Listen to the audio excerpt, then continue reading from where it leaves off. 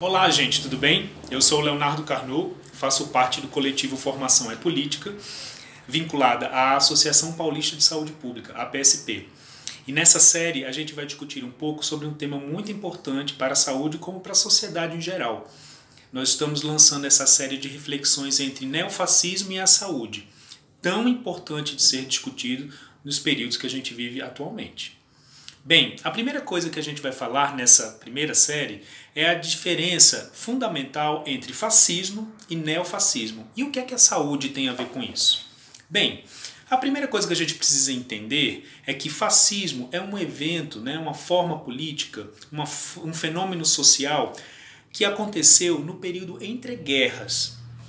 Esse fascismo, também conhecido como fascismo clássico ou fascismo histórico, ele é uma manifestação, uma forma política de extrema-direita que cresceu naquele período entre guerras, mas não está dissociada do movimento do capital de uma maneira geral.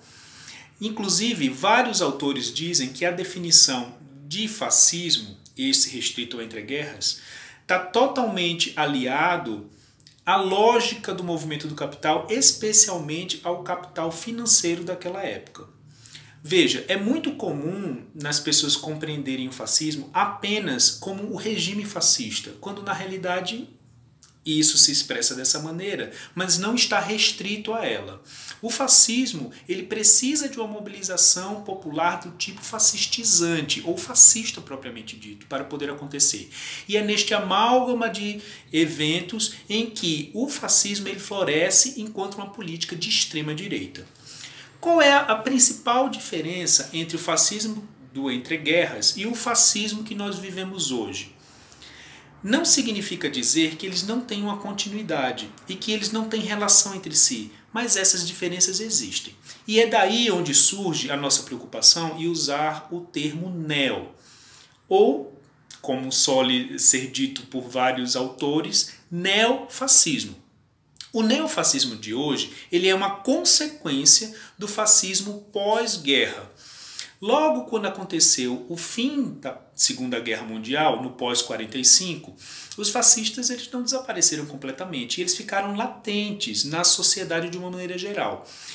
Cresceram e se irradiaram por toda a Europa, inclusive para outros continentes, chegando na Ásia, na África e aqui na América Latina, especificamente no Brasil. Isso aconteceu principalmente com uma organização fascista, que é a mais representativa de todas aqui no Brasil, que é o integralismo. Desde então, todos esses eventos de acúmulo de forças de ultradireita ditas fascistas, elas ficaram presas, elas ficaram, digamos assim, na clandestinidade do seio social, mas foram germinando, esperando a situação propícia para poder crescer voluptuosamente. O que acontece é que o fascismo, enquanto um fenômeno, ele se aproveita das grandes crises, principalmente aquelas relacionadas a longos períodos de reformismo, para poder crescer. E, no nosso caso brasileiro, com a crise de 2008 e com a insistência em pautas reformistas que não atingem diretamente o núcleo da discussão, que é o modo de produção capitalista, o fascismo ele cresceu. Cresceu de tal maneira que este novo tipo de fascismo, ou que nós, mais uma vez, justificamos o prefixo neo como neofascista, ganhou a sua conformação aqui no Brasil a partir de todas as nossas especificidades, que, precisamos dizer, o nosso país é um país de capitalismo dependente, temos uma formação social brasileira de cunho neo-escravocrata, ou seja, nós não rompemos com esse cenário, esse simbolismo que significa a escravatura, e além disso, sofremos com um período militar muito agressivo e que perdura no ideário social dos brasileiros de uma maneira geral. E que, diga-se de passagem, nunca foi resolvido porque os militares não foram julgados e não pagaram por seus crimes realizados. Assim, a gente justifica o neofascismo, de que maneira? O neo ele é importante porque, primeiro, não se trata apenas de uma nova fase do fascismo, uma consequência do fascismo, como se o fascismo tivesse nascido, crescido e morrido naquele período histórico.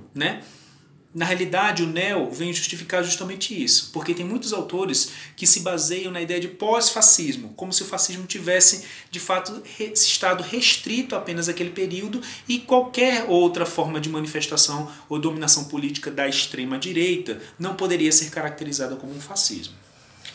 Outra coisa importante do neofascismo é que ele, enquanto outros fenômenos sociais, também apresenta novas reconfigurações, à luz como acontece no liberalismo. O liberalismo daquele período era de uma maneira e hoje a gente vive um neoliberalismo. Esse neo ajuda a explicar a fase do desenvolvimento de determinado fenômeno político e social.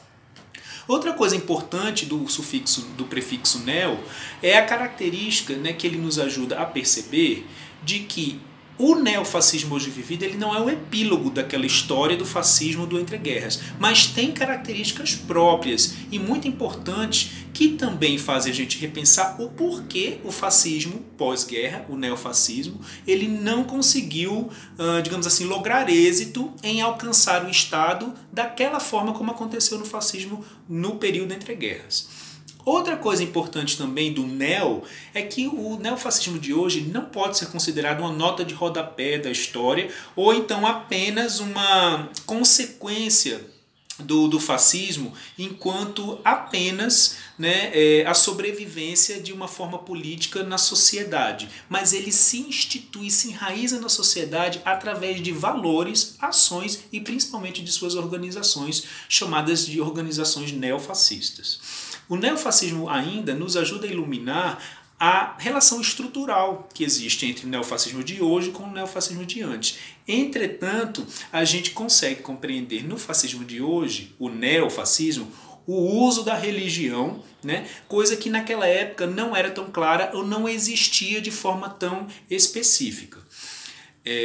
Além disso, o neofascismo ele é diferente do fascismo histórico porque em específico, no neofascismo, as organizações neofascistas elas têm falhado em tomar o Estado e não estão conseguindo se constituir uma força política revolucionária tal qual foi aquela época, né? Então, nesse sentido, a gente configura que o neofascismo tem essas características e a gente precisa compreendê-las para poder lutar numa frente antifascista de uma melhor forma. O neofascismo, em que pese suas derrotas, contudo, ele floresceu nesse caminho. E aí ele tem êxito em alguns elementos. Primeiro, a internacionalização de suas ideias e seu alcance no pós-guerra é um êxito importante do neofascismo. Outra é que ele conseguiu criar ambientes culticos e grupos neofascistizantes importantes, conseguiu fazer uso muito propício das tecnologias de informação e comunicação para espalhar sua ideologia e criou uma cultura neofascista importante que também tem se disseminado ao longo de todos esses decênios, inclusive aqui no Brasil. Por fim, os neofascistas eles criaram uma escola própria de revisionismo histórico. Eles contam e recontam a história da humanidade à luz dos seus próprios interesses. E os neofascistas, além disso, em outros ambientes, que não exatamente aqui no Brasil, têm usado do terrorismo como forma de ação política. Mas, guardadas as devidas proporções, os neofascistas eles fazem uso escancarado da violência, por exemplo, o que aconteceu no caso das enfermeiras e dos enfermeiros que fizeram um protesto na frente do Congresso Nacional e foram atingidos e foram violentados por pessoas que fazem parte dessa perspectiva neofascistizante. Além disso, os neofascistas eles reconhecem que têm dificuldade de tomar o Estado, que é o desejo deles, no entanto, eles estão determinados, como eles próprios dizem, fazer a história. Por isso que nós precisamos compreender esse fenômeno e não negá-lo. Eu gosto muito de uma frase de um autor chamado Leandro Conder, que ele diz assim, o neofascismo está aí, está presente. E muitas pessoas tendem a negar o neofascismo como um fenômeno sociopolítico que nós vivemos hoje. E essas pessoas que negam, né, só têm duas intencionalidades. Ou elas negam porque elas desconhecem de fato o termo, desconhecem a história, não têm os elementos teóricos para poder compreender o que está acontecendo, ou porque elas compreendem muito bem e o sentido conservador disso é desarticular a luta antifascista. Estou com vocês, estamos juntos. e numa próxima oportunidade a gente vem esclarecer outros elementos.